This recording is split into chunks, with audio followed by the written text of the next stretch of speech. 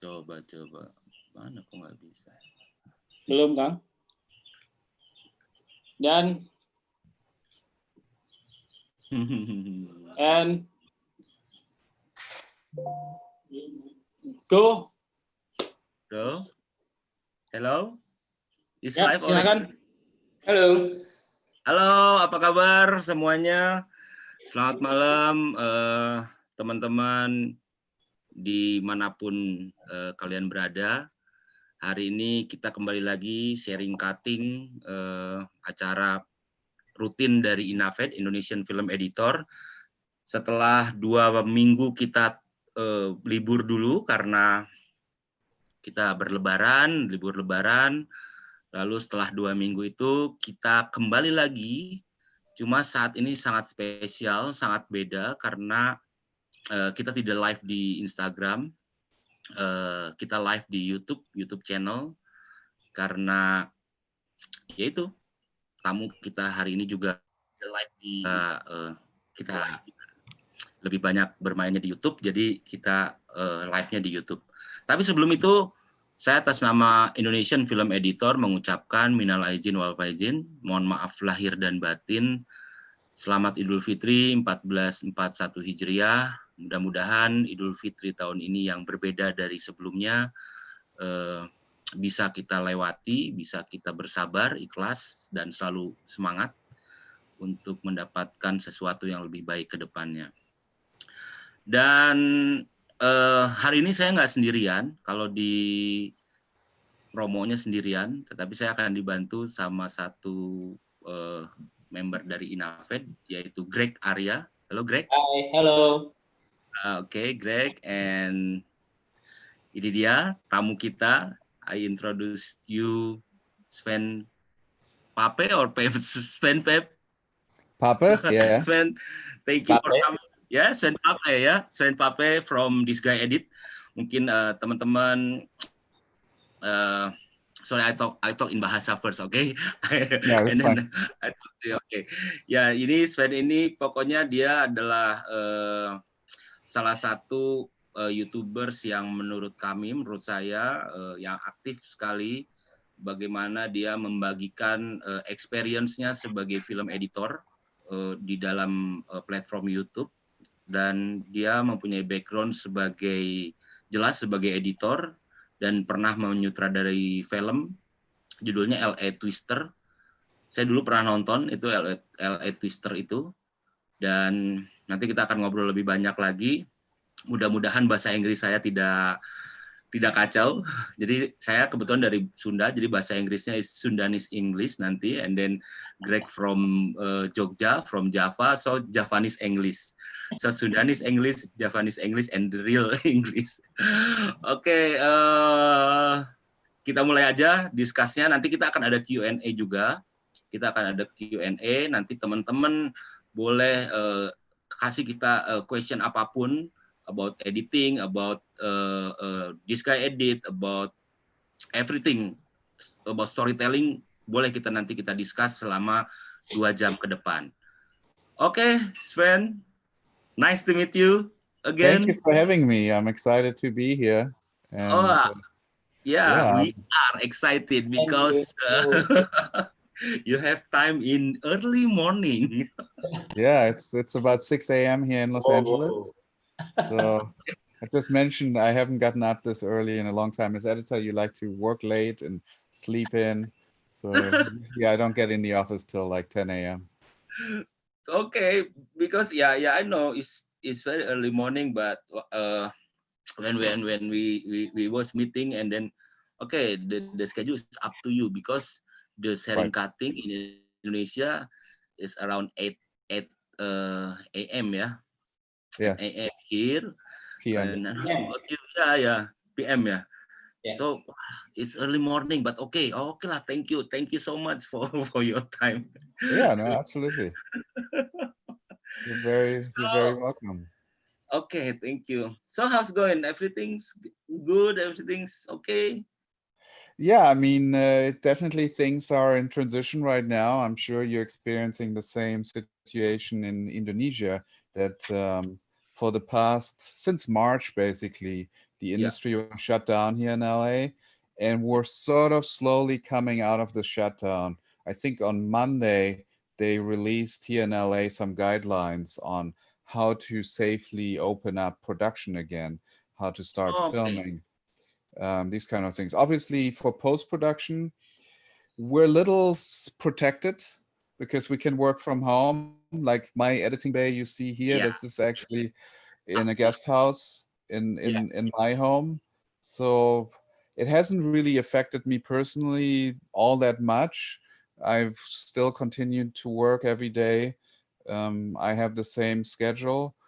I have another excuse why I shouldn't have a director sitting behind me now, which is actually the preferred way for me to edit most of the time. Yes. Because as an editor, you kind of want to find the movie, at least in that first round, by yourself, and you want to pitch it to the director and Yes. Yes. show him the way that what you see in the film, and then start collaborating with the director on what's the vision that we're trying to put on screen. Okay, good, nice. Because our job is usually is like social distancing. I mean physically distancing. You know, like yeah, we work in studio. Nobody else come to our studio before the preview time, before the presentation time, right? Yeah. So this pandemic is not to impact to our job, but maybe the impact is if the production is not finished yet, have to stop, and the editor there's no enough footage for the editing, right? Yeah, So that's right. And I mean, it also, there are two different types of editors generally. One is that works in an office, in a studio, in a production company, and then there are more sort of freelance type editors that can sort of decide where they want to work. Sometimes it's because they're really high level editors. I know that Walter Murch, for example, likes to cut on his farm if he can, and so he gets to make that choice to cut big studio movies at his place, and usually the director will come to him. But there's a lot of editors that are obviously affected right now, that are out of a job, and they haven't transitioned to remote editing yet. Not editing, yeah. But at the same time, I know of a couple of like union editors that are working on TV shows that have completely transitioned to online. So they were working in an office and they had to shut down, and they were in the middle of a production. Everybody had to go home, and then they had to rebuild the infrastructure, Okay. that everybody's working from home, 30 producers, editors, and they're all accessing the footage through a cloud, and they were able to revamp and continue cutting on network shows that still had air dates that they needed to meet. So both options are right now Cool. But happening. the machine is the editing machine is supported by the company or by the editor for No, the it's work at home. they work at home, but they had a post-production company basically set up an infrastructure almost overnight to make that work. And Good. so That's they a would, different. Yeah. yeah, they would go in, set up the equipment, they would leave, they would wait a day or two to just like let the air dissipate, and then the editor would come in and start cutting. Wah, cool. Uh, Coba di is Greg. it common in LA to working online via cloud or Zoom like this before? It's yes and no. I mean, for me, I already transitioned to online work or remote editing probably 4 years ago. So I basically made that a priority on the projects that I worked on, that whenever possible, I wanted to work from home anyway, just so that I can balance family and work better. And Yeah. so I would pick projects based on that. In LA specifically, you have the problem of you have LA and the Valley. It's two different parts. And if you get a job in LA and you live in the Valley, it's a 90-minute commute one way, Okay. because the traffic is so bad. So at some point, as an editor, you would only take jobs if you live in the valley, you would only take jobs in the valley, or if you live in LA, you would only take jobs there, because the commute is just too much on top of the 10-12 hours that you have to work every day, um, to really justify it. So LA was in some form of transition before the shutdown anyway. Oh, okay. Yeah, there's maybe you heard about the I don't know, Frame IO, or Yes. the software for the remote editing, for the online process, yeah. For Yeah, the I play. used that on my last feature. Oh, okay, Frame IO, yeah. Is Yep. it cool? Yeah, it's great. I mean, I had a German director who hired me. The film was shot in Germany, and then they shipped over the footage. I started cutting it, and I used Frame.io, which is an online collaboration platform, to show the director scenes, show the cut as I was building it. And so 80% of our communication was online, and then he would only fly over maybe 3 or 4 times during that process within 6 months, to where we would sit down for a day or two and go over notes specifically. But the bulk of the work was really done online. Okay, cool. Coba Greg, maybe we try to translate to bahasa first ya, for our maybe there's silakan Greg, charger gue mati nih, baterai gue mau habis ya. Aku yang disuruh. Ya, tadi Mas Sven, Mas Sven. Apa ya, singkatnya begini, dia sudah terbiasa untuk bekerja dengan sistem online karena dia sering bekerja dengan sutradara dari luar negaranya gitu. Karena terkadang kalau misalkan tinggal di LA pun ada 2, LA dan Valley, berarti ada kota, ada desa gitu. Dari desa ke kota membutuhkan waktu yang lama, traffic yang luar biasa gitu. Jadi butuh ya online menjadi satu-satunya cara untuk bisa berkomunikasi gitu. Dan itu menjadi sangat biasa di sana, dan Mas Sven ini sudah menerapkan ini dari 4 tahun yang lalu gitu. Kalau kita kan mungkin baru sekarang ini mencoba gitu, tapi Mas Sven ini udah dari 4 tahun yang lalu menerapkan online, dan dia bekerja dengan sutradara di Jerman, sutradara di negara lain. Jadi sistem ini sudah mendekatkan dia, tidak menyulitkan dia untuk bisa bekerja, berkomunikasi dengan baik gitu. Dan dia menggunakan platform-platform Zoom, Frame.io untuk sharing kerjaannya, untuk bisa mendiskusikan pekerjaannya. Kira-kira gambaran garis besarnya gitu. Mungkin gua tambahin sedikit. Jadi ya karena dengan perjalanan yang cukup jauh gitu kan, kita we need more effort gitu ya, butuh satu lagi tenaga untuk perjalanan itu gitu, belum kemacetan bla bla bla gitu. Akhirnya mungkin jadi tidak fresh, tidak ketika ngedit jadinya udah terkuras gitu. Dengan ngedit kita di studio with remote editing, dengan diskusi, mungkin jadinya sebenarnya lebih efektif gitu. Seperti itulah kurang lebih. Okay, go next. Sven, yeah, we talk about you lah. That's right. Oh, it's good. So I realize I have some time in between, so I can actually chat while you translate. Yeah. Okay. So do you prefer the director sit with you in the studio or just working online? Depends on the director. I personally work with every director the way that they want to work. That's like my #1 priority, is to make sure that the director is comfortable with the process. Sometimes, often a first-time director really needs to be in the editing bay early to see the process and be part of it. And so I'll make that a priority. I prefer to work on my own if I have an established working relationship with the director.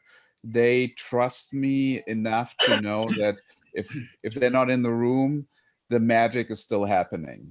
I'm still trying to tell the best possible story, and it's actually really good, I think, to, as a director, to give the editor the freedom to explore and play and look at the footage with my own point of view as the editor, so that I can try certain things that maybe weren't in the script or that the director didn't necessarily see at the moment, but the footage itself is showing some potential here to make things more interesting.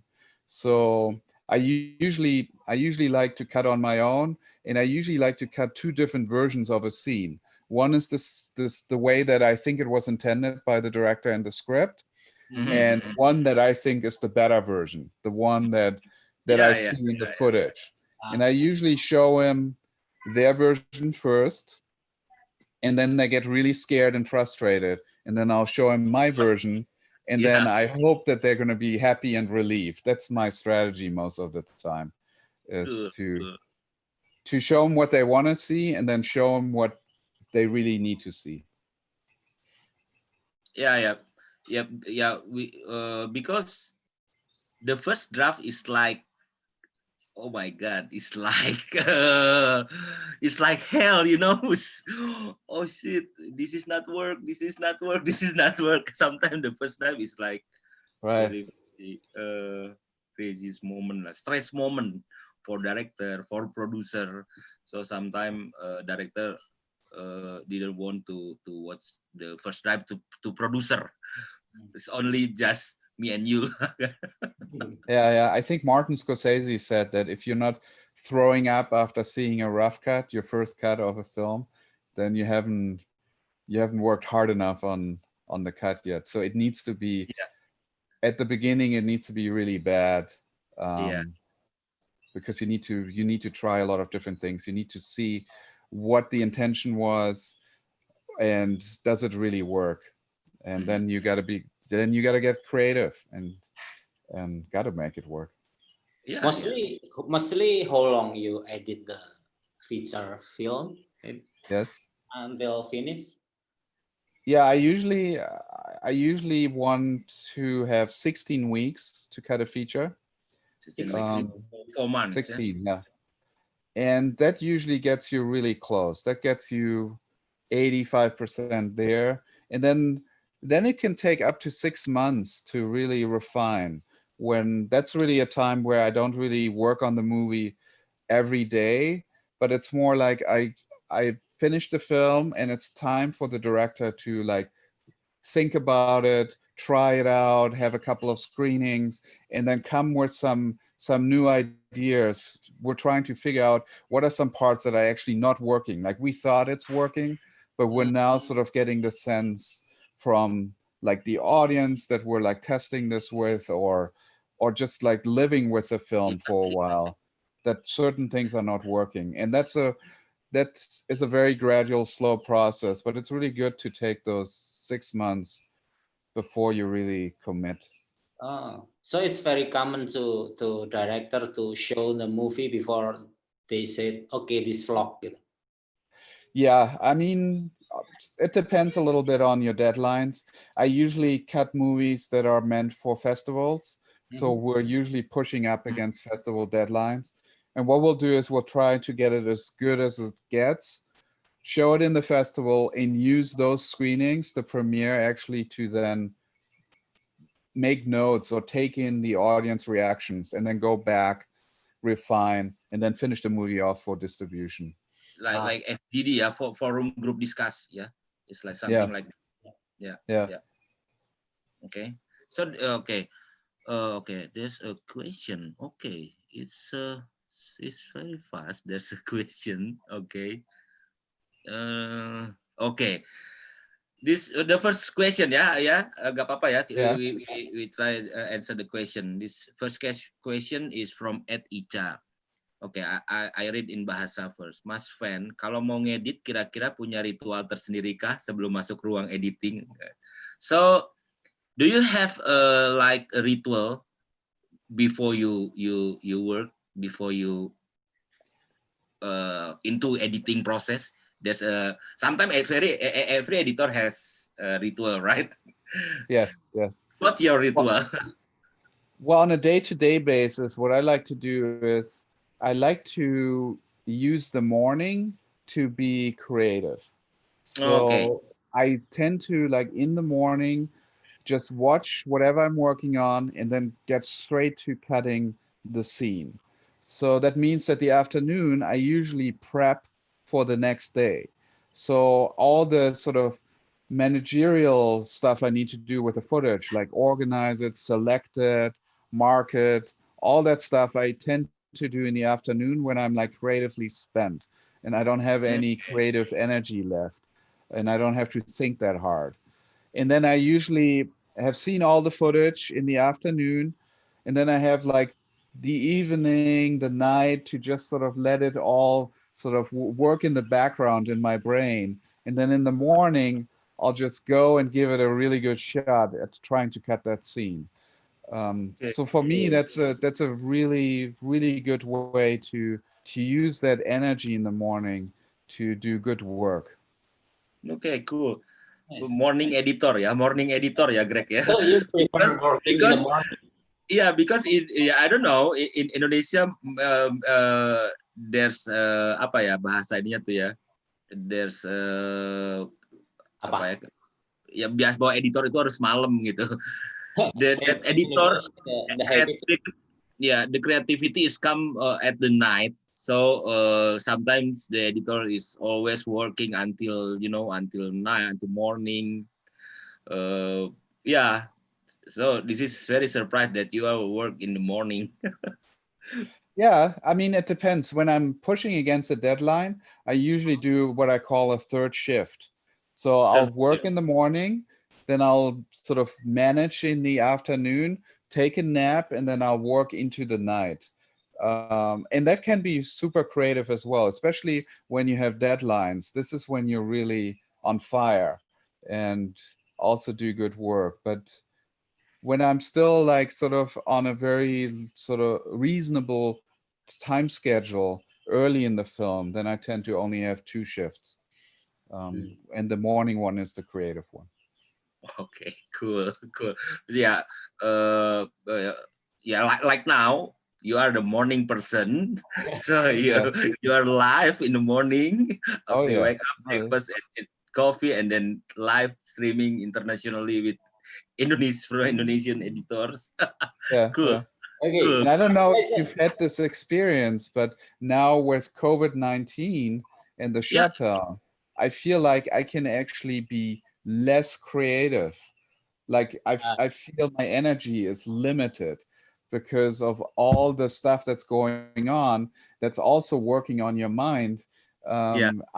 I may be less creative than I was before. I don't know if you had the same experience, that it feels like you have less energy to work. Mau gimana, Greg? You want to answer first, No, Greg? no. It's the second question. Nah, dia nanya tadi. Huh? So the energy about the energy, yeah, it's different. It's different. Yeah. You're Yeah. right. It's a little bit People. different the energy with before the COVID-19 pandemic.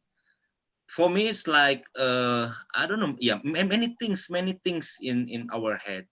Many Yes. things like everything that we we we we don't think about that before, but in this pandemic we think about that, and then sometimes editing is just only in maybe in 8 hour or 6 hour editing, maybe we just edit just 3 hours 4 hours, and then Yeah. the rest is like I don't know, it's like watching movie or writing or something else that we can do now. Because and very the interesting Sven in Indonesia in our association is uh, we are every editor is working in industry, so Yeah. it's very difficult to meeting, it's very difficult to discuss, because the time, if we set meeting, maybe not we set meeting for the 20 people, maybe the person coming is just 5, 7, because very busy, and then yeah, everyone is working. But now every person can meeting virtually, and it's very very happy, because yeah, we can meet every time, every night. Sometime we discuss, we share everything. That's a cool thing about the this pandemic for me. Yeah, yeah, I can see that. Yeah. So Greg, Greg. Ya, oke, kita ke pertanyaan selanjutnya ya. Oke, it's question from Hasan. How to keep the good mood during the editing? That's a good question, Asan. So hopefully you picked a project that you're really excited about. That's number one, because editing is hard, right? It's a lot of work. You have to spend every day. You have to make things out of nothing.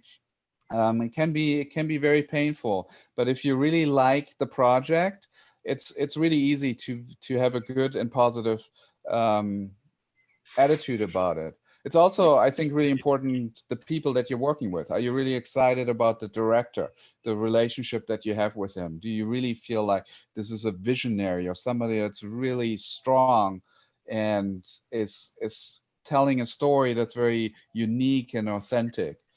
Yeah. I really admire working with tough directors. I mean, early in my career, I had the pleasure to work with James Cameron, and he's a really tough director to work with. He's actually in post production. He's much easier to work with because you have time and you can take your time. But he's still very tough. And I actually, once I got used to it, I really loved it because it was very, like, in terms of the creativity, it felt really, really good to work at that level. Mm-hmm. So I get excited about the project. I get excited about the people. I get excited about where I work. Like, this environment here is really important to me, Yeah. that I Set don't up. have to, yeah, that I don't have to sit in a car for 2 hours to get to work. That I can just like go for a run in the morning, come home and already start working. That puts me in a really good mood. Um, so those are some of the things, like trying to control the environment that you work in is Mm-hmm. important. Yeah. Okay. Good question. I'm very very agree about the mood. Yeah, you have to love your work, your project. But sometimes in Indonesia it's different, because you know sometimes every editor have to edit maybe 4 until 10 films per year. Yeah, Yeah. So with a different director every 2 months, every month, different project. So maybe in my point of view is you have to love about the storytelling process, the editing storytelling, about to tell the story. So if sometimes okay, we love the project, but sometimes we hate the producer, we hate yeah, the director with the personality, you know what I mean. But for me, okay, you have to love the story. If you love the story, okay. If you don't love the personality of producer, it's like there's no more uh problem, yeah. because you are have attached to, you have a relationship with the story. Maybe, Yes, you do. yeah, my point of view is like that. Yeah, and it's to the point where you actually, at certain degrees, I feel like I become the character. Like, Mhm. whatever the characters on screen are going through emotionally, I feel like I'm going through the same emotions during my day, Yeah, even when I'm not editing. I yeah. still like act and feel like the Mm. characters because it's so immersive and so powerful. Um, what you're seeing and what you're building, that you're living it in a way. So yeah, it's great to be passionate about that. And Passionate. it's great Yeah, to yeah. be in a position as an editor to make choices where you're like, I'm taking this project because I love the script. Mm-hmm. Like that's Mm-hmm. the best place to be in. If you can, to a certain degree, pick your projects based on whether you like them or not. Mm-hmm. Okay, cool. So this is my question. Okay, thank you. But the mood is very, very good answer. For okay, I want to ask you about the. So you are your background is film editor, right? Yes, Your background is film editor, and you direct movies also, right? I did. Okay, but okay, can you tell me the journey, and then now you have this guy edit. Now Yes, you are in a YouTube universe, in digital, in streaming universe. Can you tell me why you now to be, maybe if I can call you YouTubers, the sure. yeah, why? Can you explain about this? Yeah, I mean, it's a little bit complicated, but there's a couple of reasons why I transitioned into YouTube, and it is really becoming a much bigger part of my daily life, Okay. especially right now. So, first of all, I went to the American Film Institute, which is a really good film school here in LA. And Oh, when I graduated, the first thing that I actually did was a streaming project. I studied mm, producing. I didn't study editing, but okay. once I graduated, I realized that producing is not for me. Yeah, I'm not a good producer. Mm, I actually don't like the business side of the film as much. mhm, So I bought myself an editing system, and I helped a friend who wanted to direct his first feature film with his film by actually doing a webcast, a live streaming of the mm, behind the scenes of his mm, film. okay, okay. And so I already was streaming media and was on the internet before there was YouTube. And that's how I got my first job working for James Cameron, because his Mm, brother saw the stream and said, "Oh, let's do this for a James Cameron film." And so okay. I was hired to do a live webcast for James Cameron, and then I transitioned into editing. So Okay. I already had a very like open mind to new media. Like I already knew that this is powerful. Mm-hmm. And Mm-hmm. then I went into film editing. I directed my own feature films. I edited for other directors. And but I always had in mind that, like, I was watching YouTube, and actually my daughter started before I did. She became a YouTuber when she was in fourth grade. So like with 9 years, she would do little stories on the internet, using toys, My Little Pony, and she became very successful. She had thousands of subscribers. She started making money, and I was watching this while I was cutting feature films. I'm like, wow, you have to take this medium seriously. There's somebody who's not even in high school already making good money. She was able like to afford her own camera and lighting and her studio setup. This medium is not going away. This is becoming the new thing. Okay. So as I was still cutting, I was experimenting with YouTube. I started a channel before this guy edits that was all about like chickens and backyard gardening. Okay. And the first video that I put out got 100,000 views, and I got a couple of $100 in advertising money. And I'm Okay. like, whoa, I just spent 10 minutes making $200, doing something that I'm really passionate about. I need to like dive deeper into it. And at some point, it only made sense to then really focus on something that I know a little bit about, which is editing, and make that transition. So when I made that transition, I was working with director Mark Webber. It was our third feature film that we worked together on. And I Mhm. told him, look at YouTube. We need to take this seriously. This could be really, really powerful to promote the film. why don't we show the editing process online and let people participate in that part of the process that you usually as an audience member don't get to see. Like most people don't know anything about editing. Like you watch a movie, you don't really know whether it's edited well or not. Because it's not like cinematography or music. It sounds great, it looks beautiful. Good editing is almost invisible. And so I suggested to him, let's show this process and invite the audience into it and have them kind of like cooking, where you cook a meal. The process of cooking the meal is just as interesting to people watching it on television as editing could potentially be. And he was all game for it. He said, yeah, let's try this out. And that's the start of the channel. It's really like the first year, just episodes about that particular project. That's my question. Yeah.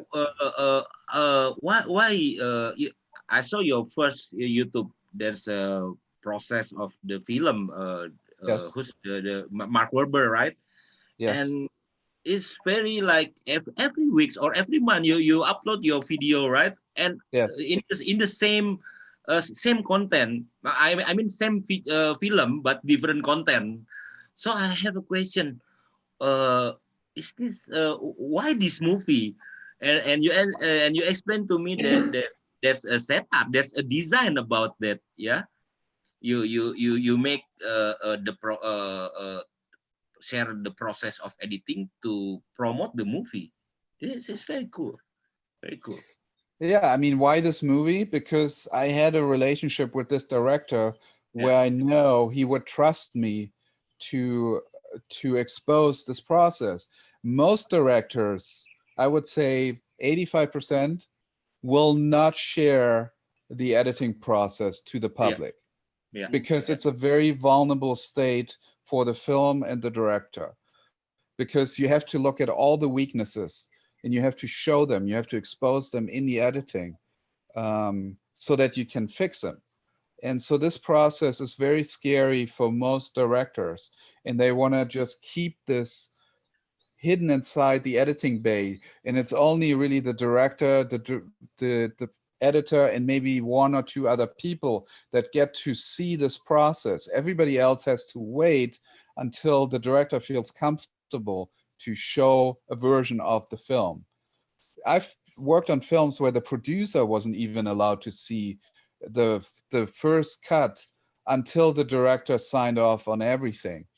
So I needed a director that was very open-minded, very trusting, to allow us to share this process online. And Mark was he has no qualms about exposing anything. Like his weaknesses as a director or as an actor, he just puts it all out there. It's just part of who he is to be super vulnerable. And so that's why that movie worked perfectly. The timing was just right to do it with that project. In 2004 or 2006? 2016 is when the channel started. 2016, yeah. 2016, yeah. Yeah. Your first channel, yeah, about the editing, yeah. Yeah, cool. Cool. Thank you. Okay, there's another question, Sven. Yes. Yeah. Okay, first from Dedi Purba. Okay, how to organize footage? Okay, this is how to organize footage. Tips for file management. Okay, I'm not a very technical person or the best person to talk about how you should set up your bin structure or your folder structure on the computer.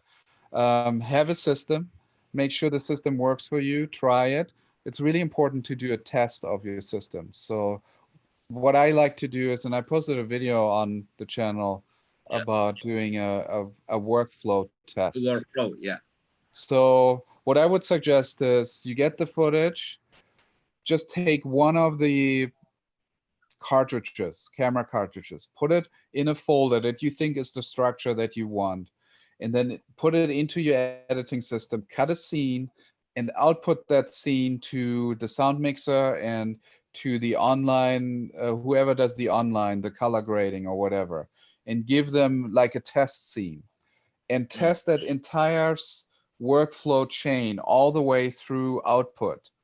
And by doing this test that will take you an hour or two, you will notice any problems that you haven't thought about, like file conventions, like you maybe renamed the files because you wanted the scene number there and not just this complicated camera number that is automatically created when they shoot the film. Now you realize, oh, when I change the file name, the audio mixer is not able to reference back the audio recording. It's creating a whole bunch of problems for him. So maybe I shouldn't be doing this. Maybe that file name needs to stay the same. So all these problems you can troubleshoot before you get too deep into the actual work process. So that's number one, test your workflow chain. Number two is I really, and I teach editing myself, I really stress that selecting is very, very important. So before you even start cutting, make sure you look at every frame of footage that relates to the scene that you're cutting, or even beyond that, like watch around it and don't start cutting too early. Really spend time selecting your scene in a way that you can emotionally remember how you felt the first time you saw a moment. Like a great reaction shots, a great line that an actor reads in a specific camera angle. Have a way of organizing that in a way that you can find it easily, even weeks later. So when you're cutting the scene, you're very quickly remembering how you felt the first time you saw those moments and you start cutting them.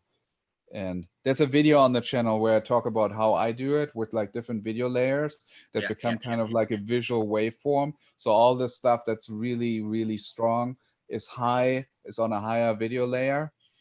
And then I can sort of read that almost like a music sheet, like just notes of a piece of music. I can just read it. And as I'm going from selecting to cutting, I can very quickly remember how I felt. Okay. So there's very important. We have to organize footage. It's very, very important. And then setelah after organize, setelah diorganize adalah you have to select, you have to screening rasas. Jadi harus dilihat semua materi, all rasas, all the shot that already take by the production. So that is very important. Okay. Aku mau nanya dulu. Okay. Silakan. Okay, I want to ask, are you working alone or with assistants? I do both. It depends a little bit on the project. I now actually cut a lot in Final Cut 10. Like when I can, I'll try to cut in even features. The last two features I cut in Final Cut 10. And that actually allows me to work without an assistant because the software does a lot of the stuff automatically in the background. But when the budget allows it, I'd love to have an assistant. I'd love to train an assistant as well. Sit here, do some basic selecting, and maybe cut some of the scenes also in their free time. So yeah, I really enjoy working assistant editors. And how you get the data for the edit? When the shooting finished, the data is came to your house by courier or? Well, it used to be that I got them on hard drives. We're sort of transitioning now into file transfer, online, clouds, that kind of stuff.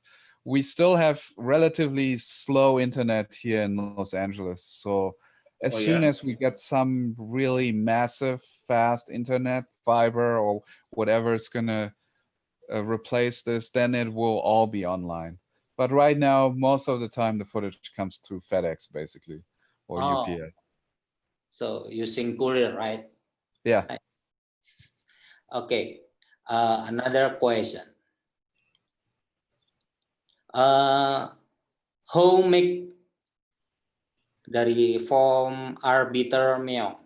How make good editor who's ideal and recreate idea? Maybe I'm sorry, I didn't understand that. Are you talking EDL? Okay. So no, okay. Who make the editor? Who's okay? So maybe like this. Who good editor? The ideal good editor maybe recreate idea. Maybe something like reuse from past. Maybe from our past, from our your our past, our life. Okay. Didn't use present. Yeah, I don't know why how make good editor who's ideal and recreate idea. Maybe something like gimana Oh, I see the question. Let me see. maybe like maybe I think if you difficult to make a question in English, you can in bahasa. I think. I have an answer to that question. Yeah. Okay. So I think my answer would be this: there's nothing wrong with stealing. Like it's a little bit like, okay, we're using what we've seen in the background or something that we like grew up with. We've seen great movies that inspired us. Quentin Tarantino is like a great example of somebody who steals all the time. But what's really important is when you do steal ideas from other movies, is that you make them your own. What we call a remix. So you take something that really inspired you, but you're not trying to do the same thing. That would be a derivative. That would be not very original. People wouldn't really be that impressed because they've seen the other movie as well, and they loved it over there. But if you can, there's no new under the sky. yes, yeah. But if you can take what inspired you and make it your own, as a reference. take it to a new level, then it could become really, really interesting. And some of the best artists, they are constantly getting inspired by previous art to make their own version of it. And you have to be true to yourself, and you can't be too derivative to like you. I cannot be Quentin Tarantino. There's no way. But I can still love his work and I can get inspired by it and say, how can I find my voice by using some of the tricks that he's using, but in my own way. Yeah. I agree. Okay. So that's about the question about about the idea from the past. Yeah. I read in one book about the filmmakers quotes. If it's okay if you are a plagiat, but plagiat from the best one. I don't know who's there's a director said like that. If you have to be a plagiat from the best one, the very very best one. You know. Yeah, I just said good artists copy, great artists steal. I thought it was Steve Jobs. Maybe I'm wrong. Maybe it was Picasso that said great artists steal. So Yeah. I might have gotten that wrong. Okay, this is another question. Have you ever edit the project in a relay or with another editor, or work together with another editor, maybe like that? Yeah. So Yes, it's not, yes, I have. it's collaboration. There's two editors in one movie, maybe like that, in one project. Yeah. Well, there's different scenarios. Oftentimes, I've cut movies where they worked with a previous editor and they needed a re-edit. So that's one scenario, obviously, where you take over another cut and you recut it, make it your own. But I've also collaborated in a team of, like, for example, 7 editors on a TV show where you tag team. So everybody gets a couple of episodes. I get 2 episodes. The next editor gets, like, I cut episode 1. The next editor cuts episode 2. The next editor cuts episode 3. And then I'll take episode 4 again. And then it goes through that cycle again. So I've worked in a team of editors as well, and that's actually a lot of fun to work in a team of editors, and especially if you toss these episodes back and forth, because sometimes you're already working on episode 4, but you get notes on episode 1. So you're giving it to the other editor who's available while you're trying to get out episode 4. And they get to make their own, they bring more to the project. So yeah, it's great. Most of the time, it's actually, editors are very collaborative by nature anyway. They wouldn't Yes. be working if they are not collaborative. They would Yeah. not get hired or Yes. rehired. So we embrace most of the time that we get to work with other people and get to share in the process. Like, as an editor, it's important not to be too defensive about your own work and feel like nobody can touch it, nobody should change it.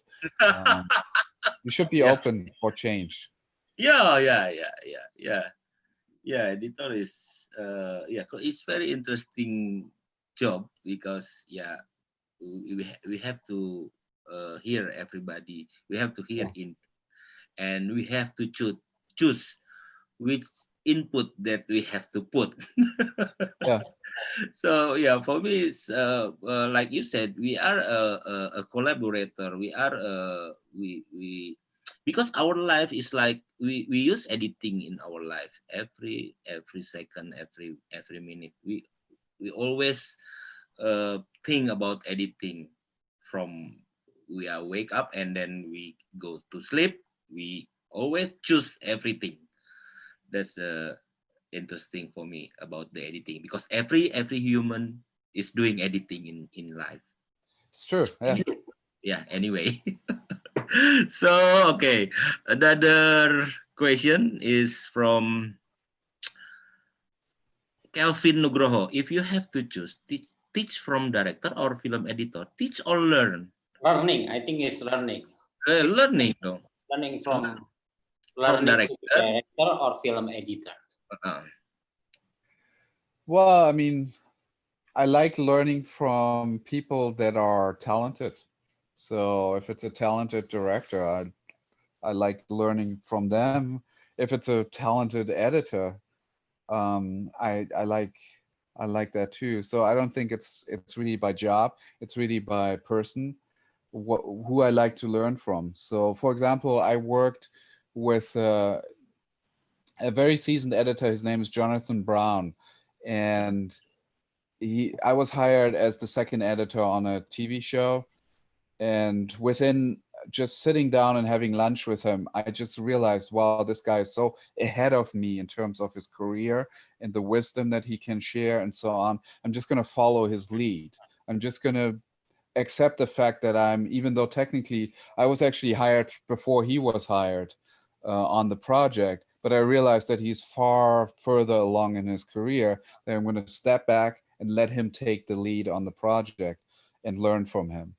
So that's one example. Another example, I mean, working with James Cameron, even though it was really tough, he was also kind of a mentor to me without him really realizing that, because it was my first job as an editor.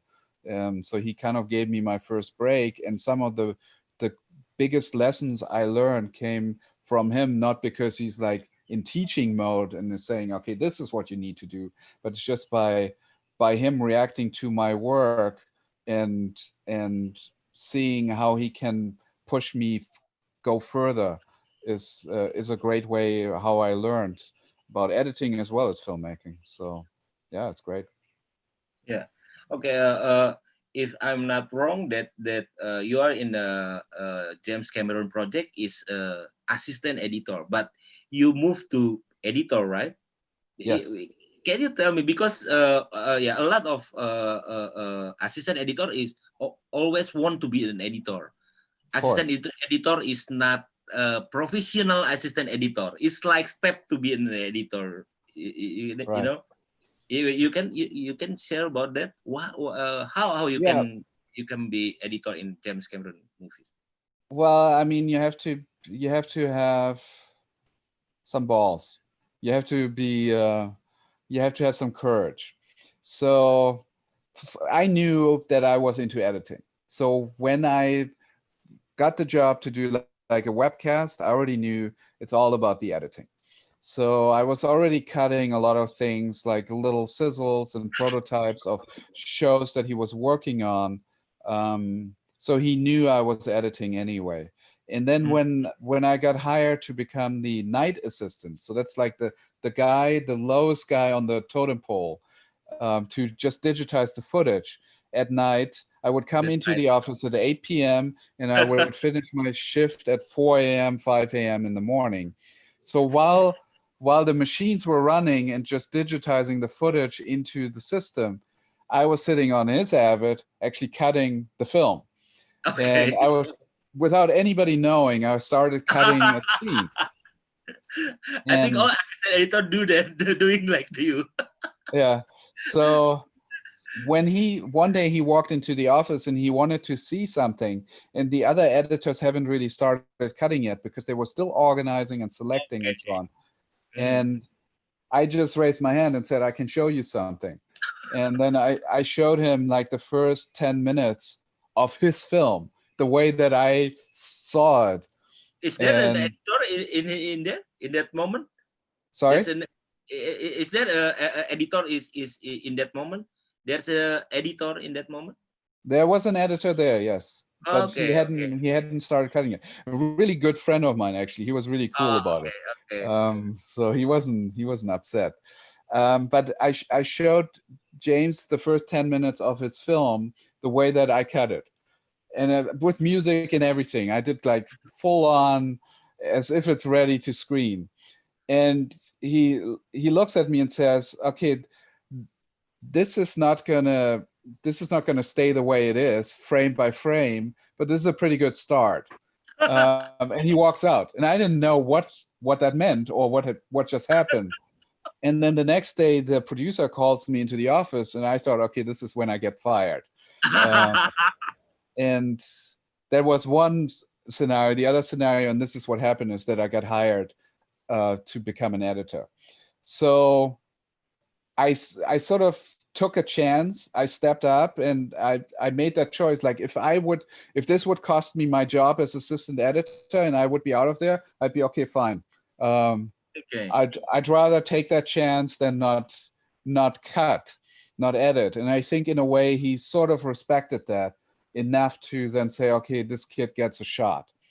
And I continued working on that film. It took 3.5 years from beginning to end to finish that project, and I finished that project, and yeah, it was my entry into editing. So as an assistant editor, you need to want to cut, and you need to find time to cut, and you need to find that editor that's going to help you. There are certain editors that are super supportive of their assistant editors in terms of helping them transition, getting into cutting, and there are other editors who are super protective and they just want you to assist. So find the ones that are supportive and stick with those guys, and yeah, pay your dues, but don't lose sight. There are a lot of assistant editors that start and they want to become an editor, and 2 years in it they lose interest, because the job of the assistant editor is so technical and so draining that they just lose the passion and energy for becoming an editor. They just stay becoming an assistant editor. And I see it more and more. Like if I work on a TV show and they have 5 assistant editors on that show, there's usually only one guy that has what it takes to become an editor, and the others are just about the technical aspect of it, and have no desire to switch.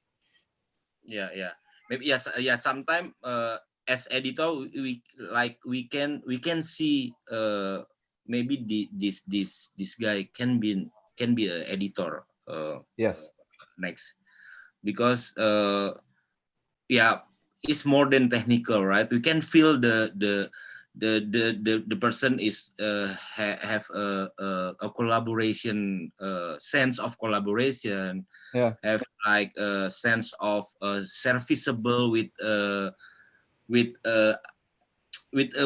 pure service, it's like not to be, okay, there's a producer, okay, I will service the producer, but the work is always service for the editor works.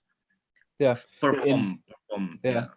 And I always hire assistant editors where I feel like they can be creative.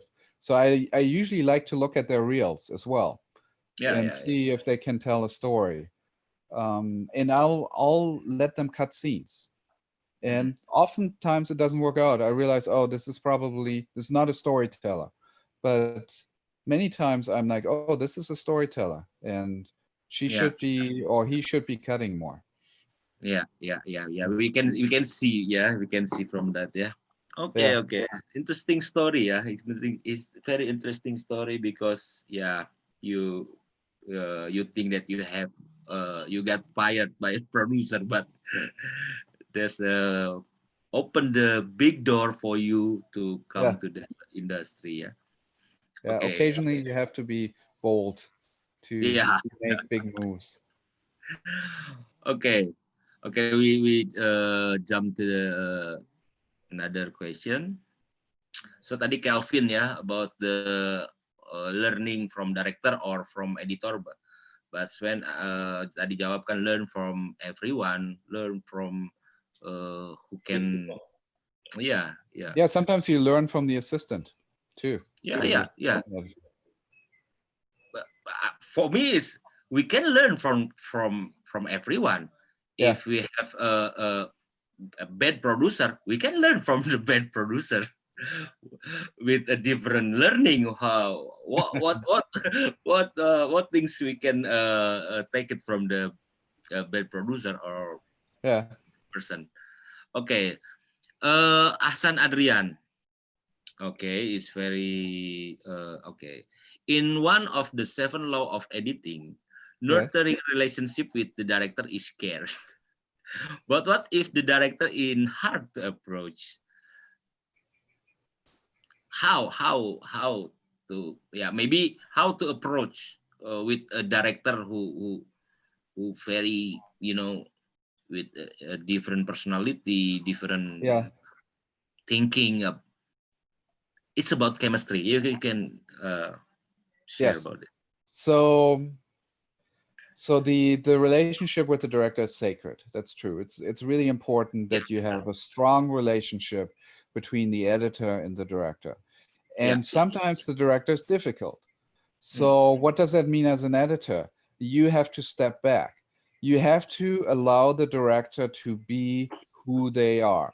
If the director is difficult to work with, it's like you can't blame the director. The director is hiring you. The director is the one that is in charge, is the visionary of the film. So you have to make accommodations for a difficult director. So as long as it's not personal attacks. So if I have a director who's like yelling at me and is insulting me personally, maybe I'll draw the line. But I'll make a very rational choice about that. I don't get emotional about it.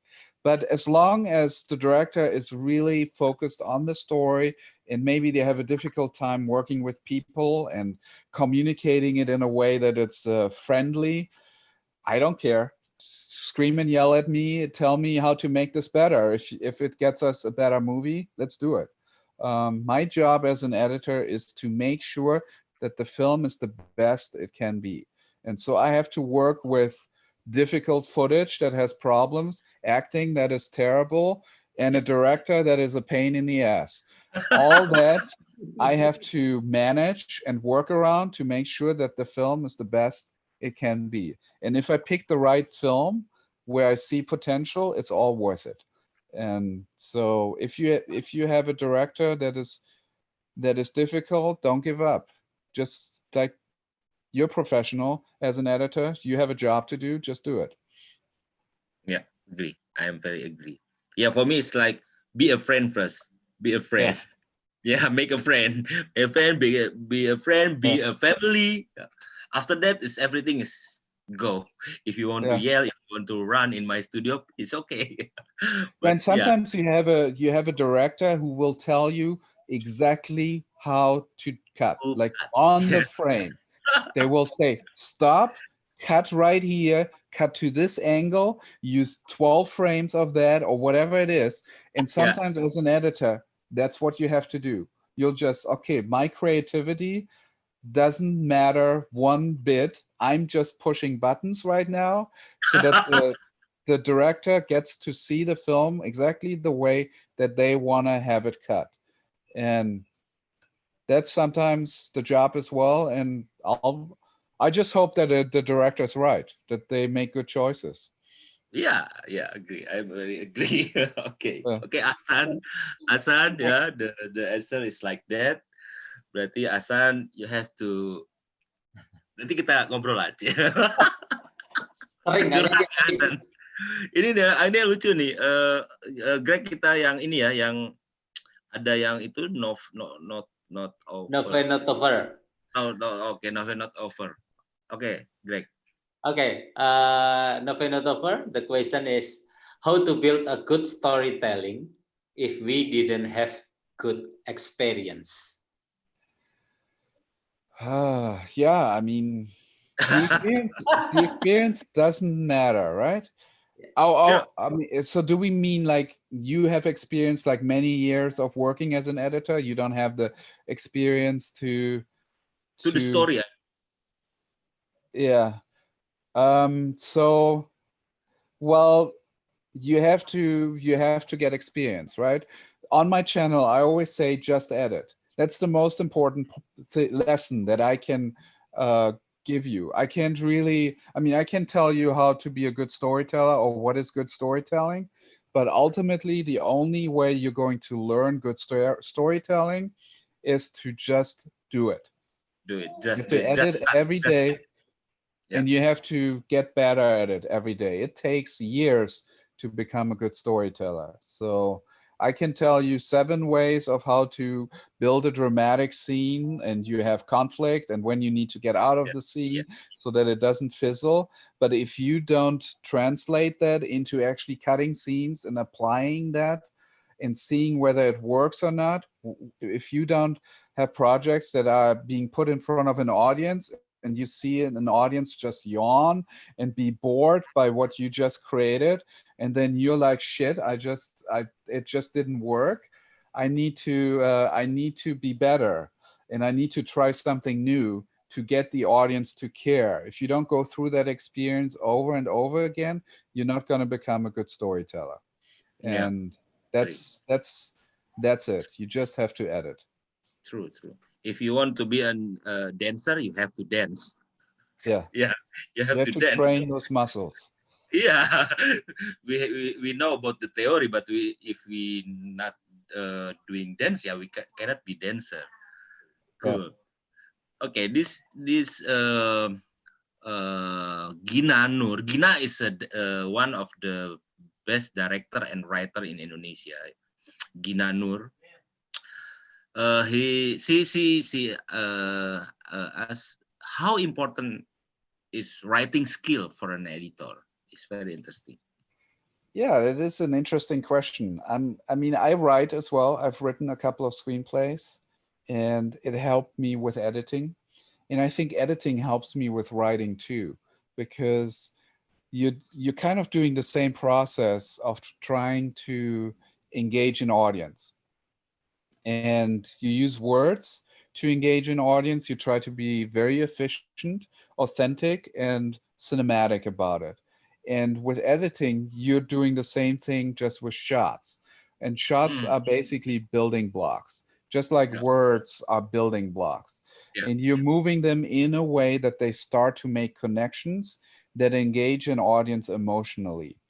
And so oftentimes they say, okay, the editing is the last rewrite of the film.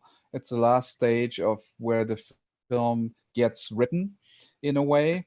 And I think that's really true. I feel many times that I cut scenes and I'm finding new meaning or new potential in a scene that wasn't really necessarily planned by the writer or the director. It's just the footage or what happened in the moment when you recorded the actors just happened, and it creates new potential.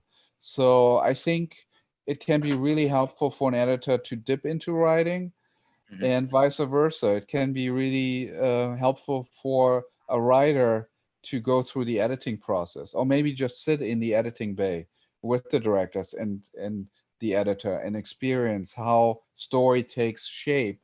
Because once you understand editing, that it's really just building blocks, you shoot differently, you write differently, because now you're not trying to create a play in front of a camera, which many first-time directors, they're trying to create a play where they perform the entire scene in front of the camera.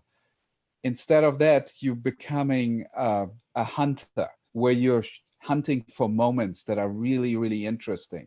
And you're trying to create interesting situations for the actors to do interesting things, to take all that bounty into the editing room to start building the story, and using those building blocks. And that's really exciting for editing and writing. Yeah. So you mean writing process is important for the editing. Writing skill is important for the editing, and also editing is important for the writing process, right? Yeah. Yeah. Okay. Good. True. Okay. So about the writing, okay. This is my question. You write first your content for YouTube about the everything you want to upload. You write or you I often write a bullet point outline of what I want to talk about in the video, but the writing really actually happens in the editing for me. So what I usually do is I'll write the opening, like what's the hook? How do I get into the video? And once I cut that, then I start to discover, okay, now I need to talk about this, or now I need to rewrite something that I already, like a voiceover that I recorded. I keep re-recording new versions of it, and I keep refining it. So I actually, and that's maybe because I'm an editor, I actually write better when I'm already editing. cut. Oh, Yeah, when I okay. already cut. Okay. So you are writing while you editing. Yes. Okay. Writing in the real writing, yeah. Yeah. Okay. I have a question. Yes. About the storytelling. You edit a documentary, right? How about the building the storytelling in documentary? Yeah, it's one of the most exciting genres for editors, because you even get to be more creative in terms of creating the story. So they say in feature film, the director is God. In documentary film, God is the director. So you're kind of taking whatever happens, and you're taking it into post-production, and you start telling the story from what happened. And so you can't really plan all that much in the writing process and then shoot the film. You kind of just find the topic that you want to talk about, the characters you want to follow, you follow them for a while, and then you start finding the story in post-production, which means that the editor is way more creatively involved in finding and creating the story. Oftentimes an editor on a documentary is also either an associate producer or a producer on the project as well, because they're heavily involved in how do we go from what we've already shot to what else do we need to shot to finish this documentary. So it is a lot more challenging creatively. I actually love, I don't know if it's more fun, but I love cutting documentaries. For example, I just cut the documentary, The Alt-Right Age of Rage, and we started cutting that, and we still needed to shoot six more months of footage to finish the documentary. So I was sitting with the director here, figuring out what would be the interview questions we need to ask. What are some of the scenes that we need to cover to finish this documentary off? And so you feel like you're playing a bigger role in the production of it as well as the post-production. Nice. It's the editor must be very creative in documentary. Yeah. Okay. Another question, Kang Kisa? Okay, this notes from Gina who give the question about writing. She loved your answer about the about the Ending for a moment. Yeah, hunting Okay. for a moment is very interesting. Yeah, for me, film editing is about hunting for a moment. It's about you have to grab the moment that's a cutting point for me. Yeah. Just the right moment. Nice, cool. So okay, I think this is hi Sven. There are any tips for beginner editor to start? Okay, we answered this before, and maybe you have a video about this to start pursuing career as film or video editor. I don't know if you want to answer the question or I don't know. Yeah, I mean, you have to cut something. You have to cut either your own project, or you have to find some first-time director that's maybe cutting a short, and you have to somehow convince that director that they will trust you to cut that short. And that's how you start. Cut shorts, get into festivals, meet other directors, other filmmakers, and cut more shorts until you get the opportunity to cut a feature film. I mean, I also want to mention, like, I have an online editing class where you can use real footage from movies that I worked on, and you can start cutting scenes there. So you can go through the process creatively of cutting scenes there, working with great talent and strong performances. So you get to experience what it's like to cut real narrative footage, and that'll help you get started. Yeah. Because now there's a lot of medium we can present our work, right? And all process editing with software is very easy. We can cut in our smartphone, right? It's very easy now. Okay, before we go to ending, okay. Maybe there's one video about your channel, about your challenge.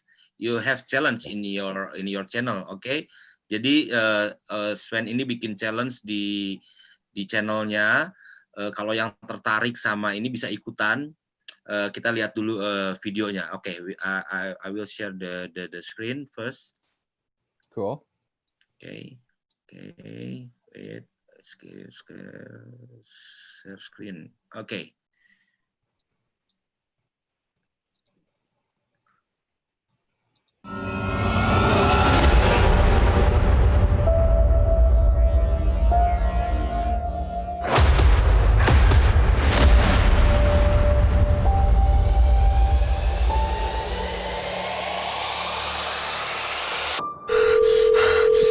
Yes, 911. Hello, I'm buried in a coffin. Please help. Send someone to find me.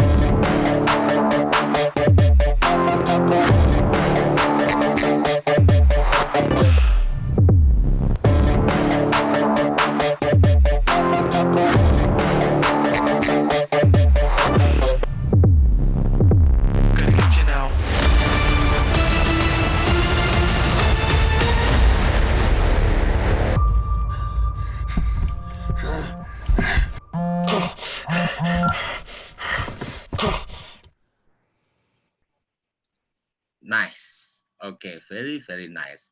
Maybe I'm very excited about this challenge because it's like it's really difficult to use audio to tell a story. Sorry. No worries. But it's really important to understand how important sound is for editing. Yeah. And so to have a challenge where you don't use any visuals and you have to tell the story, it's for me, it's like the ultimate challenge for an editor to, can you tell a story that engages an audience? And just one tip on this challenge, don't just tell a story, but have a reason, a story reason why it's dark. I got already a lot of submissions, and I can tell people are just doing the same thing as if there were visuals. They just take the visuals out, and it's basically just a radio play. But if you really want to take on this challenge, ask yourself, why is it dark? Is there a story reason why we don't see anything? And put that into your submission. Yeah, yeah, cool. So the submission is 15 June, yeah, June 15 and Yeah, we'll have 2 rounds, so you can either two submit round, by yeah. June 15th or July 15th. So this is like your response to this pandemic, right? The challenge is, yeah, you just cut with your sound, with the sound to make a movie to tell the story, and why have to dark. It's not okay. We cut movie and then one movie and then we delete the movie and send your only the audio. It's not like that, yeah. No, and that's why, like in the trailer, there's a guy in a coffin basically saying, "Hey, I'm stuck." So he would be in darkness. He wouldn't be seeing anything. Yeah, And yeah, so now you have a reason why the story is being told in darkness. yeah, So just think about that when you yeah. take the challenge. It's take me my experience, the good sensation. You remember the Kill Bill, the scene with the black, yeah kan, with the dark Kill Bill, right? The yeah, Kill Bill, yang Oh, Kill Bill. Yes, Kill yes. Bill. It's very dark, and we are in cinema, very dark. We just hear the sound from the right, Yeah, left, and then very yeah, interesting. Yeah, yeah, something like that, oh, and yeah, uh, uh, and should have dark because the scene is blind. yeah. And yeah, there are a couple of movies where darkness is really powerful, especially in a theater. Yeah, Um, yeah, yeah. like Blair So Witch Project too. um uh there's another question. So this is very connected to the next question about the sound. How Yes. about the sound and music? How does it influence you when you are in editing? It influences me a lot. I tend to be there are different editors. Some editors love to cut without sound or without music, and some editors love to cut to music. I tend to be an editor that loves to cut to music Mm, and use it as inspiration. And I'm probably in the minority, but I really like what it's doing to my editing. And then I'll take the music away and just look at it and see if it still visually, cinematically works. But mm. I like how music has a universal emotion, good music that works, Yeah, and how you can use that to inspire interesting editing. So very inspired. So your yeah, your answer is very inspired. Yeah, I agree. I true because music is very the closest thing with the emotion.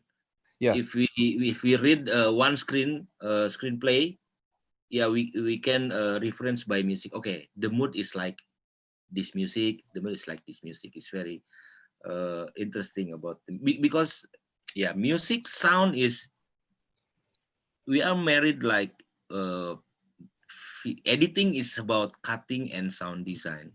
yeah, yeah. Yeah, And there's some directors that really love to write music into their scripts as yeah, well. yeah. Like Edgar Wright would be an example of somebody who thinks about music and shoots on set, might play music while he's shooting the scene to create a certain atmosphere.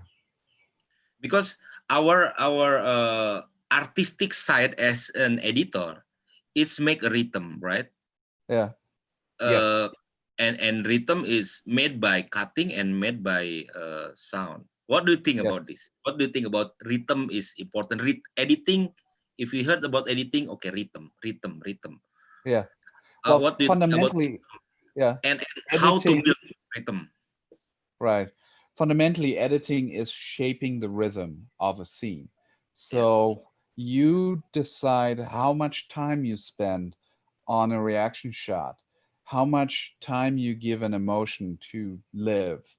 And if you cut it off, if you cut too fast, you might cut off the emotion. So you decide that rhythm, and rhythm sort of implies a certain beat.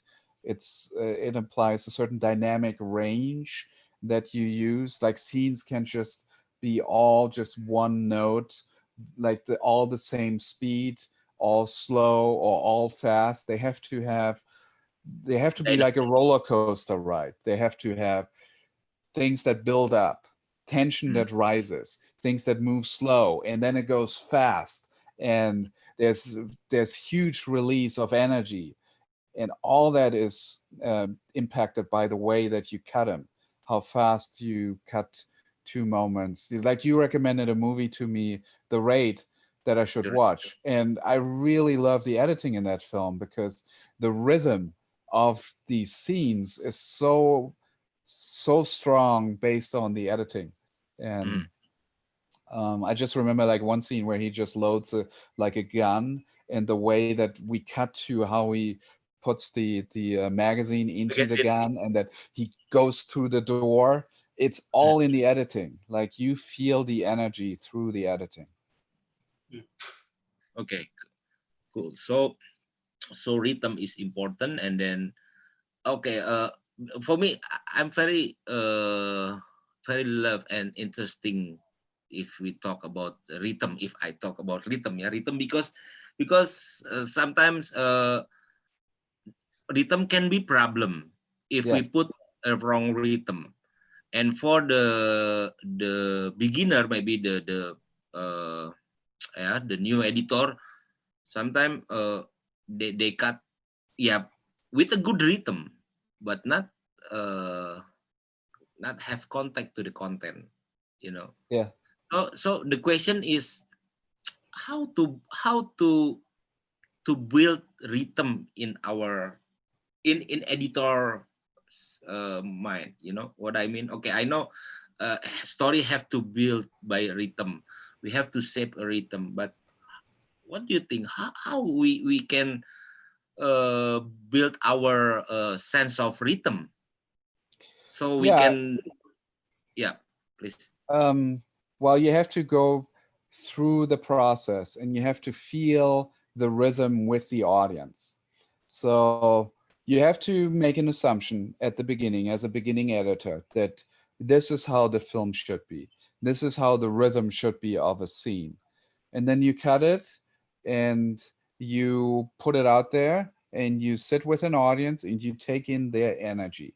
Like almost like you don't even have to talk to them about it. You don't have to ask them that this scene, was the scene too slow for you? You just sit with an audience, and you feel the energy of the room, and then you'll know whether it's too slow, whether they're Yeah. bored. You can see if somebody's checking their Twitter, or it's like shifting in their seat and they're just bored, or you can see them at the edge of the seat being really immersed and paying attention, and you feel it. And at the beginning, it's going to be hard for you to feel it the right way, because you need the experience, and you need to train your, what Dr. Karen Perlman calls the mirror neurons that you have in your brain that anticipate how something feels for somebody else. And but we all have this in ourselves, whether we're editors or not. If you see a scene and somebody gets their finger cut off, you're starting to hurt, right? You're feeling the pain by seeing that on screen. That those are mirror neurons. And as an editor, you're training these mirror neurons to feel these emotions and notice them, to take note of them, and realize as an editor, oh, this is what we need to do here. This is what I want the audience to feel at this moment. I'm feeling this now, or I don't feel it quite yet. So I'm going to start shaping the scene that I start to feel it, anticipating that the audience is going to feel the same way. So you're the ambassador of the audience, And the more experience you have, the better you get at guessing how the audience is going to react. But at the beginning, the only way you're going to learn is by doing it and putting it in front of an audience and then feeling what the audience does with it and just taking that in. Okay, yeah, we have to, we have to be an audience. We have to know the audience. We have to learn from the people that don't know the content, they don't know the project, right?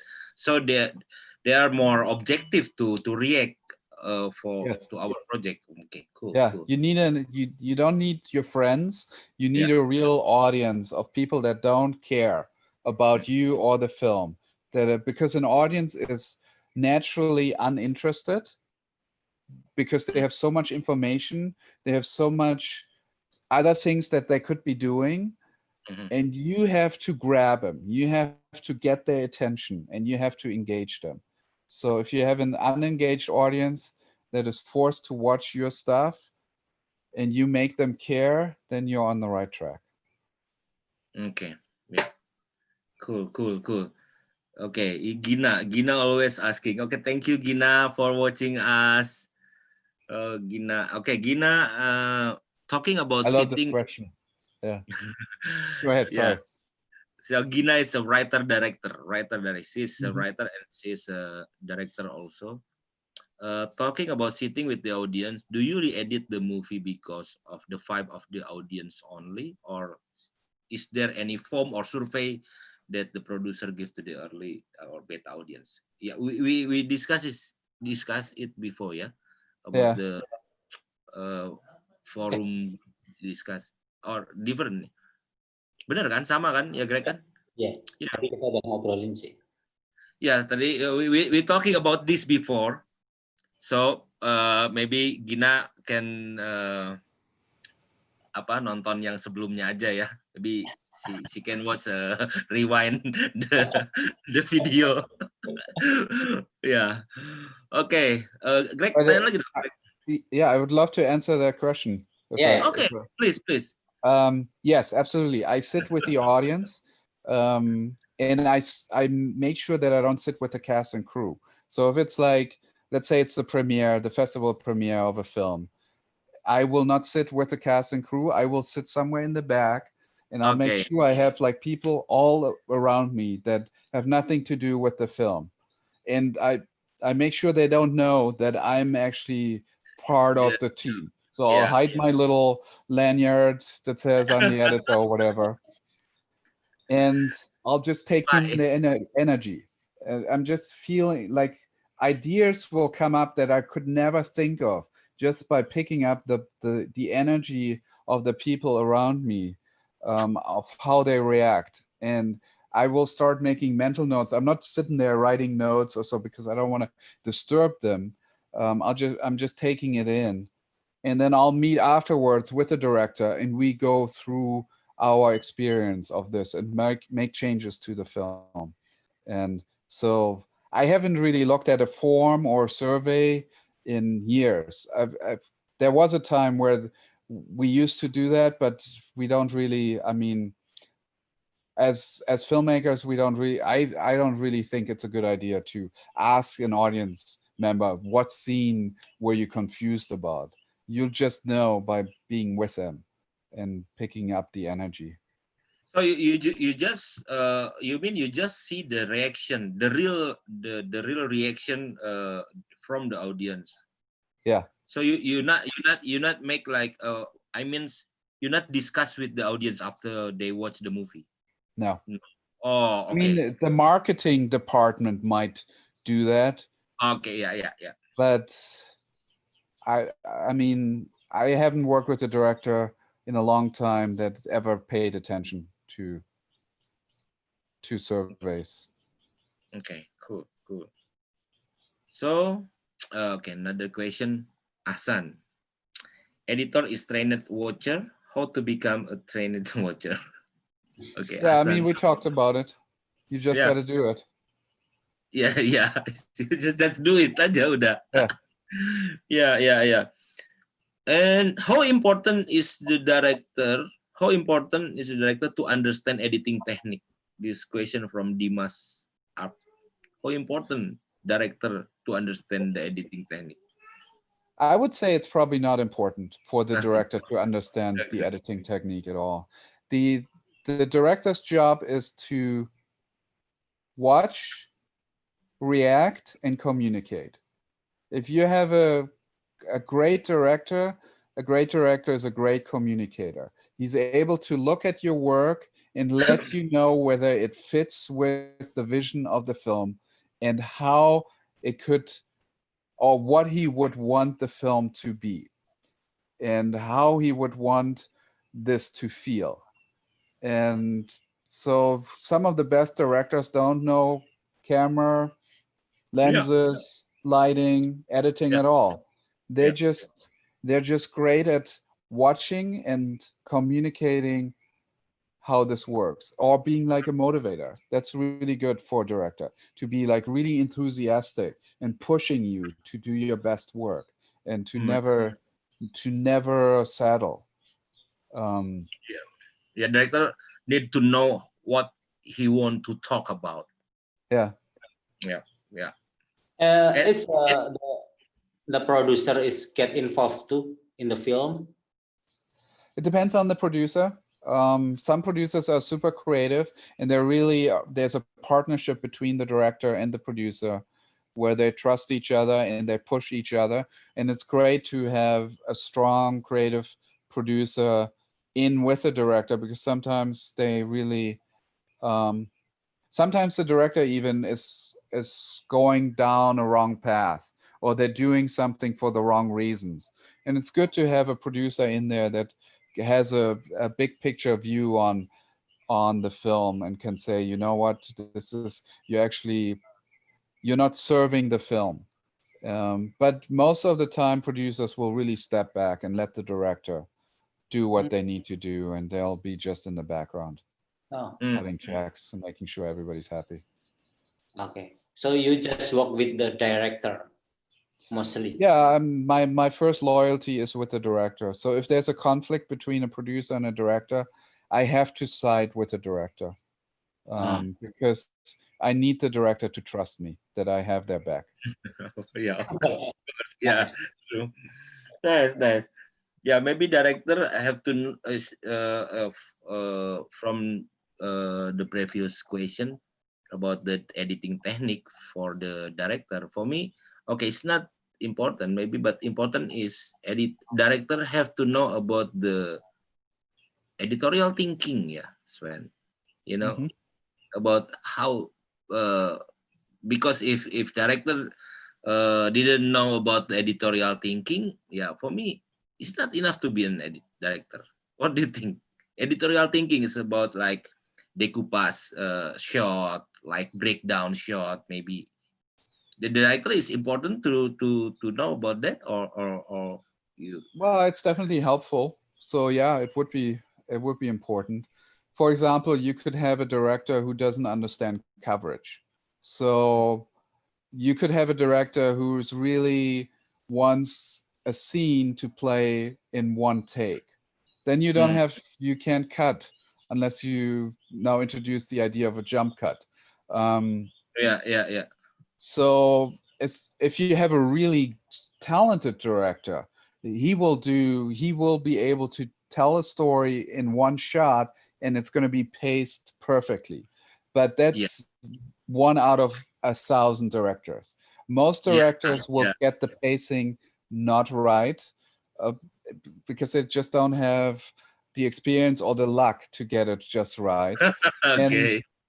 and then you need coverage to be able to manipulate the pacing of the scene. Coverage means basically getting additional angles on a scene. So you get your close-ups, your master, your medium shots, your reverse, so that you will be able to manipulate, have full control over a scene, a performance, and the rhythm of it. So for director to understand coverage is basically part of understanding editing technique, that as a backup, and you Okay. should always shoot Okay. coverage if you can. Okay. Okay, we have another two question, yeah, before, yeah, uh, until 10 p.m. in Indonesia time. So this is funny question. Funny question is because can you talk about funny moment as long as editor and the process in, because yeah, I know every editor have a funny moment in the process editing. Oh, you mean like an anecdote, like a story of something funny that happened? Yeah, maybe in a funny moment as long as editors, sometimes we cut in a movie that we very close in one character, but we don't know each other.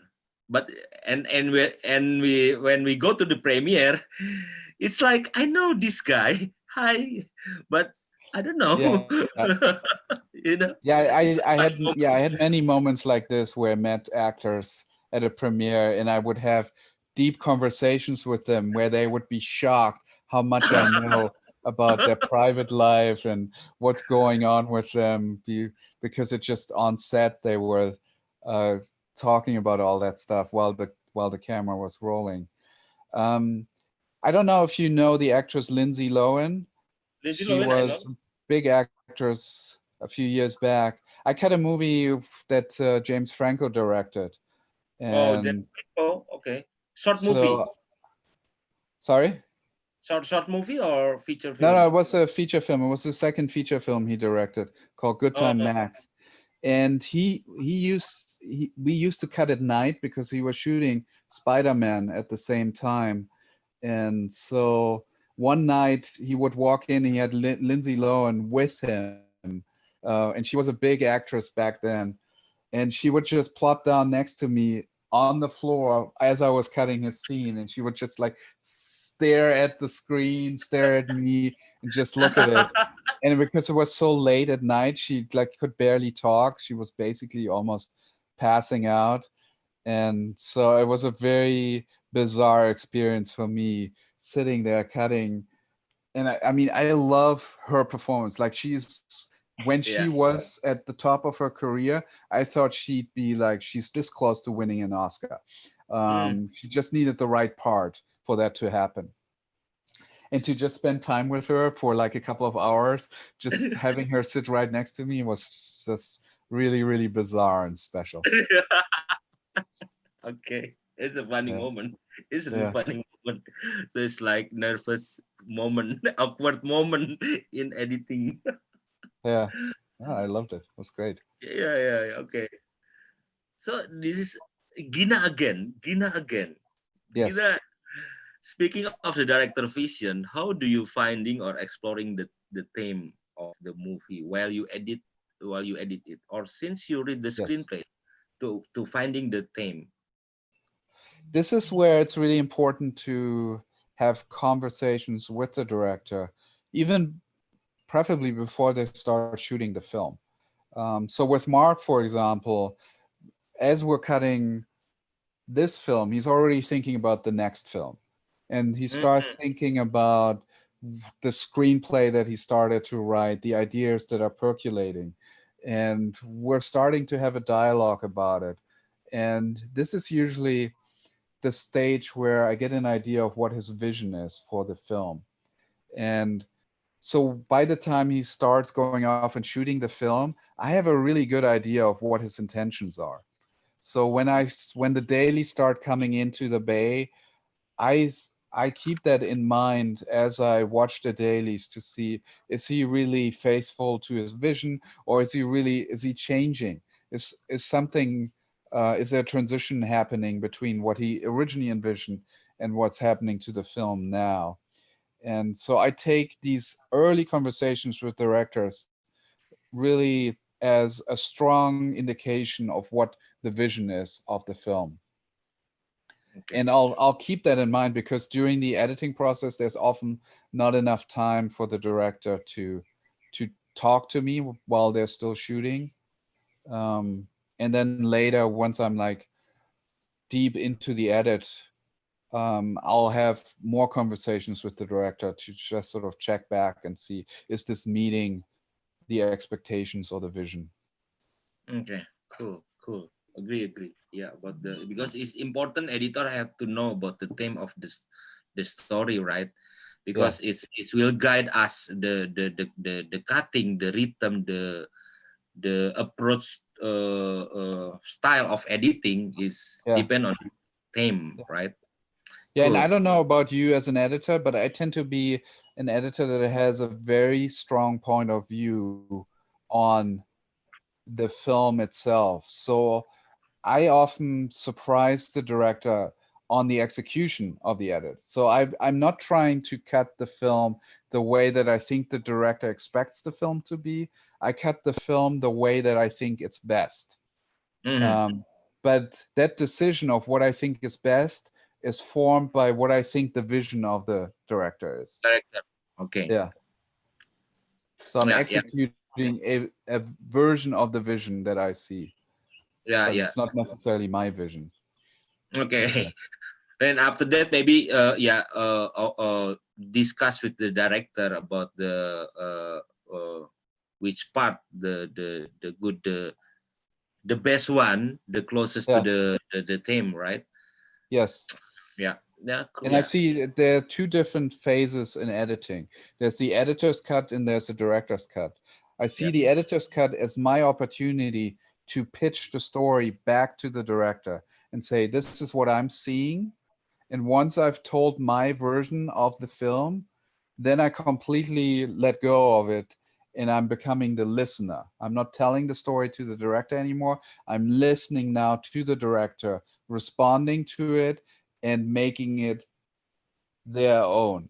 And at that point, I'm all about just serving the vision of the director. Yeah, cool. Serving the director of vision. Okay. So, Alin, okay, we have last 15 minutes, but okay, this is the last question. Have you ever experienced at editing film without any direction from directors? So you edit by your own editing vision. Yeah, that's how I prefer it.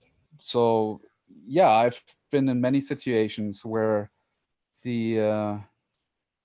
where I didn't get any directions from a director. Oftentimes, some of the best directors will not give you directions. Like James Cameron just lets you do your thing, and then once you did your thing, he will do like 3 changes and might be okay with it. But he's so, I mean, he is so in control and he will make sure that the film is exactly the way that he sees it. But at the same time, he's able to give you all the freedom that you need without really interfering with you finding the story. And it's, I find that the more experienced, the higher level the director is, the less direction they actually have to give, because they're so confident when they see it that it's working that they are let you do your best work. So the point is about trust, right? Yes. How trust the director to the editor. Yeah, and great directors are in a position where they can hire some of the best people. I'm not saying I'm one of the best editors, but they are in a position where they hire the best cinematographers, the best production designers, and they just let them do that job. And as long as it fits with what they're seeing, they let them run wild. Yeah, of course. Yeah. About trust, chemistry is very important to in our collaboration with the director, with the project. Yeah. Okay. Okay, it's almost 2 hours, Sven. We talk, we discuss everything. We talk about everything is very interesting. Maybe is what you want to tell to the viewers, to the maybe a student, a film student who want to start to be in industry, or who wants to be an editor? Maybe Yes. you can share. Okay, well, I would say, first of all, edit. Don't wait for anybody to give you opportunities to make your films. You can shoot your own films, you can edit your own projects, go out there and find other people that need editors. Don't expect to be cutting a studio feature film at the beginning of your career. You have to earn your way into that trust that people need to put into you. So you need to show them proof of concept. And proof of concept means, can you deliver the goods? And that's what you do when you do your own projects, or you do projects for first-time directors who do their first short, and they are just grateful for you to step in because you're willing to work for free, or whatever the situation is. If you want to be an editor, you need to edit pretty much every day so that you can build up your storytelling muscles. And if you want to learn more about editing, check out This Guy Edits, subscribe to the channel, check out thegotoeditor.com. That's my online editing course. And you can get your hands on some footage and learn storytelling. But whatever you do, don't just absorb information, you need to act on it. Cool. Thank you so much. Woo! Okay, thank you, Sven. That's You're very welcome. important. Don't forget to subscribe This Guy Edit at This Guy Edit in YouTube, and if you mau subscribe follow di Instagramnya juga at This Guy Edit, tapi dia nggak terlalu aktif di Instagram katanya. Jadi more di YouTube aja. Jangan lupa subscribe karena memang kontennya sangat-sangat menarik sekali. Bagaimana pembahasannya tidak hanya technical how to cut, but sometimes This Guy Edit ini juga menjelaskan tentang hal-hal yang sangat advance, sangat expert, kayak misalnya discuss about the coolness of effect is not coolness of effect. Is very interesting content, sangat menarik sekali. So once again, thank you so much, Sven, for the time, for your kindness to be here with us, with a different time and place, but with editing, with the technology we have, is like in one room, in the same room, like Giga Vertov said that this is a new geographic with the visual geographic. So thank you so much. Thank you, Sven. Thank you for inviting me and letting me take part in experiencing this part of the community. I'm always excited to see what's going on everywhere else in the world and what people are, what stories they're telling. So yeah, thank you. Thank you. Thank you juga buat semua viewers kita yang udah nonton kita dari tadi jam 8 ya, dari jam 8. Terima kasih.